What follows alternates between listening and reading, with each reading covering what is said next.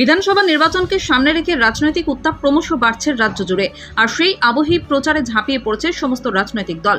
জয়পুর বিধানসভা কেন্দ্রের কংগ্রেস প্রার্থী ফণীভূষণ কুমার আরশা এলাকায় জগন্নাথ মন্দিরে পুজো দিয়ে নিজের নির্বাচনী প্রচার কর্মসূচির সূচনা করেন।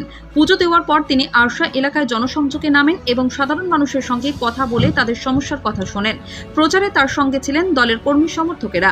পুরো কর্মসূচি জুড়ে কর্মীদের উৎসাহ ও উদ্দীপনা ছিল চোখে পড়ার মতো। প্রার্থী ফণীভূষণ কুমার জানান, এলাকার উন্নয়ন এবং মানুষের পাশে থাকার অঙ্গীকার নিয়ে তিনি নির্বাচনী ময়দানে নেমেছেন। সাধারণ মানুষের সাড়া পেয়ে তিনি জয়ের ব্যাপারে আশাবাদী বলেও জানান। প্রচার খুব জোর আছে, প্রচার ভালো আছে, মানুষের আবেগ উৎসাহ উদ্দীপনা কাজ করছে এখানে। আর তারা চাই পর আমরা সবগুলোকে দেখেছি, এবার ভারতীয় জাতীয় কংগ্রেসের প্রার্থীকে আমরা দেখতে চাই। সেই বার্তাটা সাধারণ মানুষ আপামর জনগণ বোঝাতে চাইছে।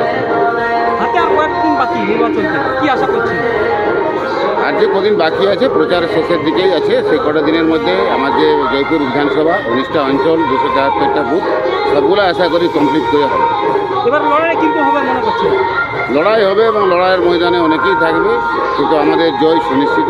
কেননা একদিকে তৃণমূল, একদিকে বিজেপি, দুই দলের একই মূল, সেটা হচ্ছে বিজেপি।